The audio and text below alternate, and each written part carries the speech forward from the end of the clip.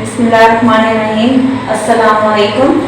आज हम साले दो में उर्दू का मजमून है। उर्दू मजमून का ग्रामर में ये हरूफ का इस्तेमाल आता है। एमसीक्यूज आते हैं, 5 नंबर के एमसीक्यूज आते हैं कि हरूफ का दुरुस्त इस्तेमाल करते हुए गलत फिक्रात की दुरुस्ती करनी होती है। तो आज हम ये हरफ किसे कहते हैं और हरूफ की कितनी इकसाम है इनको पढ़ेंगे। तो हरफ किसे कहते हैं? ऐसा कलमा जो तन्हा कोई मानी ना दे लेकिन जुमले में आकर उसके मतलब को वाज़ेह कर दे। ठीक है कि ये ऐसा कलमा है कि ये तन्हा कोई मानी नहीं देता कि अगर जुमले में ना हो तो जुमला मुकम्मल नहीं होता, उसका मफहूम जो है वो वाज़ेह नहीं होता। ये हरफ जो हैं ये इसम को इसम से और इसम को फेल से मिलाते हैं। इसके अलावा लफ्जों और जुमलों में ताल्लुक पैदा करते हैं, यानी कि लफ्जों और जुमलों में जो ताल्लुक है वो हरफ के बगैर वाज़ेह नहीं होगा। हरफ के बगैर जो है वो मफहूम वाज़ेह नहीं होता है। इसलिए हरूफ का दुरुस्त इस्तेमाल जो है वो जानना जरूरी है।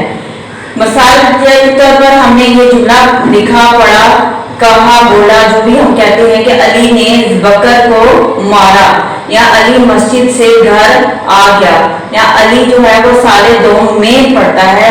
देखिए इस जुमले में ने, को, से, में वगैरह ये क्या है? हरूफ हैं। अगर इन हरूफ को जुमले से निकाल दें तो ये जुमला जो है वो वाज़ेह नहीं होगा। मसलन अगर ने को निकाल दें तो जुमला क्या बनेगा? अली बकर मारा। तो वो क्या है? तो जुमला का मफहूम जो है वो वाज़ेह नहीं होता कि कहने वाला जो है वो क्या कह रहा है। उसने दो इसमों का नाम ले लिया है, मारा है, फेल का नाम ले लिया है, लेकिन क्या हुआ है, किसने किसको मारा है ये वाज़ेह नहीं हुआ। इसलिए हरूफ का इस्तेमाल करके जुमला जो है वो वाज़ेह हो गया है। अगर ये ना हो तो वो जुमला नहीं कहलाता बल्कि हरूफ का मजमुआ कहलाएगा। तो ये है कि हरफ का इस्तेमाल जो है वो किस तरह किया जाता है। यहाँ मुतफरक हरूफ पढ़ेंगे कि जो हरफ फालियत है या हरूफ की इकसाम में से हम मुख्तलिफ अक़साम पढ़ेंगे। तो पहला हम पढ़ रहे हैं हरफ फालियत। फालियत का लफ्ज़ आपको समझ आ गई होगी कि फाइल से है कि ये फाइल के साथ आता है। ने अमूमन ये जो है वो ने फाइल के साथ ने आता है। दूसरा है हरफ मफूलियत, यानी कि मफूलियत मफूल से निकला है, मफूल के साथ आता है। इसका है को। जैसे हमने ये मिसाल पढ़ी, अली ने बकर को मारा। ये देखिए नीचे लिखा हुआ है अली ने बकर को मारा। अली कौन है? फाइल है, बकर मफूल है, मारा क्या है? फेल है। तो इसमें ने और को आया है। फाइल के साथ कौन सा आया है? ने, और मफूल के साथ आया है को। ये हरफ फालियत है और ये हरफ मफूलियत है। फाइल के साथ आया और ये मफूल के साथ आया। नेक्स्ट है हरूफ अज़ाफ़त।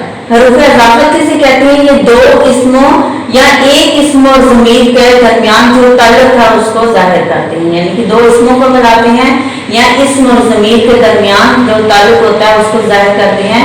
मसलन अली का घर, देखिएगा का, ज़ैद की किताब, उसका कलम, उसके बागात वगैरह। तो इन जुमलों में देखिएगा का, की, के जो है ये क्या है? हरफ अज़ाफ़त है। अगली किस्म है हरूफ जार। हरूफ जार किसे कहते हैं? जो इसम को इसम के साथ और फाइल को मफूल के साथ मिलाते हैं। मसलन में, से, पर, तक, ऊपर, नीचे, आगे, पीछे, अंदर, बाहर, दरमियान वगैरह। देखिए ये हरूफ जार ऐसी हैं अगर ये जुमले में इस्तेमाल ना हो तो जुमला बिल्कुल गैर वाज़ेह होगा, उसका मफहूम वाज़ेह नहीं होगा। जैसे हमने पढ़ा कि अली साले दो में पढ़ता है, तो में का लफ्ज़ आया है। अली मस्जिद से घर आ गया, तो ये हरूफ जार है। मेज पर किताब है, बेस के नीचे बिल्ली है, या ऊपर नीचे ये लफ्ज़ इस्तेमाल होता है। आगे पीछे अंदर बाहर के अल्फाज जो हैं वो क्या कहलाते हैं? हरूफ जार हैं। हरूफ इल्लत। हरूफ इल्लत सबब को कहते हैं। इल्लत सबब को कहते हैं। ऐसे हरूफ हैं जो किसी बात के सबब को, या सबब कहते हैं वजह को, यानी कि किसी वजह को जाहिर करें। तो ये जुमले के दरमियान में आते हैं। दो जुमलों में आकर ये पहले की वजह बयान करते हैं। मसलन क्यों के, इसलिए, के, लिहाजा वगैरह। यानी कि क्योंकि मैं स्कूल नहीं गया, इसलिए वो पढ़ ना सका। तो ये हरूफ इल्लत हैं। हरूफ अत्फ जो दो इस्मों, दो फेलों और दो जुमलों को आपस में मिलाते हैं। हरूफ अत्फ कौन कौन से हैं? वाव और फेल वगैरह। जैसे हम कहते हैं सुबह शाम, तो ये क्या है? वाव जो आया है ये हरूफ अत्फ है। दिन और रात और आया है तो ये है और हरूफ अत्फ है। अली आया फिर चला गया, फिर क्या है? हरूफ अत्फ है। अगली किस्म है हरूफ शर्त और जज़ा, यानी कि जो हरूफ शर्त का इज़हार करें, मसलन अगर, अगरचे, वरना, हरचंद वगैरह। तो ये अमूमन हरूफ शर्त और जज़ा जो हैं ये जुमले में दो हिस्से होते हैं। पहले हिस्से को शर्त कहते हैं और पहले हिस्से का जो शर्त का जवाब होता है उसको जज़ा कहते हैं। यानी कि जो पहला हिस्सा शर्त है तो दूसरा जज़ा, और जो शर्त के जवाब में हरूफ बोले जाते हैं उनको हरूफ जज़ा कहते हैं। ये हरूफ शर्त हैं अगर, अगरचे, वरना, हरचंद वगैरह, और हरूफ जज़ा हैं जैसे तो, तब, लेकिन वगैरह। इसकी मिसाल देखिए, ये वेरी इंपॉर्टेंट एमसीक्यूज है, ये हर साल तकरीबन ये पेपर में आता है। ये हरूफ शर्त और जज़ा वाले जुमले जो हैं इनको आप अच्छी तरह समझिएगा कि इनको कैसे इस्तेमाल करना है। ये फिलिंग इन ब्लैंक्स में आती हैं कि अगर तुम मेहनत करते तो कामयाब हो जाते। ये हरफ शर्त है और ये हरफ जज़ा है। इनमें से एक ब्लैंक आता है, खाली जगह जो है वो उसमें आपने लफ्ज़ का ये हर्फ का इंतखाब करना आता है। अगर आया है तो इसके साथ तो लगेगा। दूसरा मिसाल लिखिएगा, अगरचे असद मौजूद था लेकिन उसका नाम नहीं ले लिया। यह अगरचे ब्लैंक में आएगा और उसके साथ जो है वो लेकिन लगेगा। ये दोनों एमसीक्यूज जो हैं वो बहुत ही अहम हैं, ये पेपर में लाजमी आते हैं। हरूफ बयान, ये हरूफ बयान किसे कहते हैं? जो दो जुमलों में रब्त के लिए इस्तेमाल होते हैं, के, ता, के वगैरह। मैं वहां गया ताकि मैं अपने दोस्त से मिल सकूं। ताकि और के जो है ये हरूफ बयान। जी अगले हरूफ की किस्म है हरूफ तासुफ। तासुफ का मतलब होता है दुख, दर्द, रंज, तकलीफ। तो इसी से अंदाजा हो गया होगा कि वो हरूफ जो दुख, दर्द, अफसोस, तकलीफ के वक्त बोले जाते हैं उनको हरूफ तासुफ कहते हैं। मसलन उफ, हाय, आह वगैरह। तो ये हरूफ तासुफ हैं। इसी तरह ये हरूफ इंबसार, इंबसार कहते हैं खुशी को।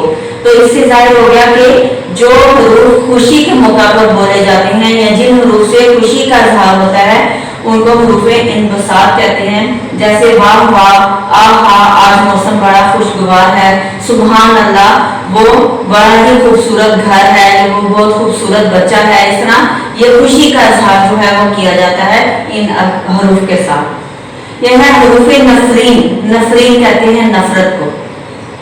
जो हरूफ नफरत और हकारत का इज़हार करें उनको हरूफ नफरीन कहते हैं। जैसे थू, तुफ वगैरह, यानी कि नफरत, हकारत, लानत के मानों में जो आते हैं हरूफ उनको हरूफ नफरीन कहते हैं। हरूफ तहसीन, तहसीन कहते हैं तारीफ को। तो ये वो हरूफ हैं जो किसी की तारीफ करने के लिए इस्तेमाल किए जाते हैं।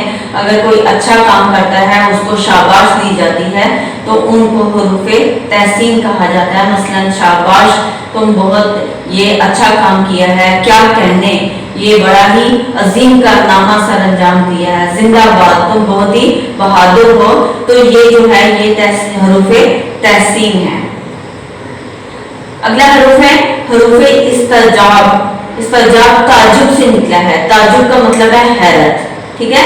इस्तजाब मुश्किल सा फारसी का है, ये ताजुब से निकला है। ताजुब के मानी है हैरत, यानी कि वो हरूफ जो हैरत के इजहार के लिए बोले जाते हैं।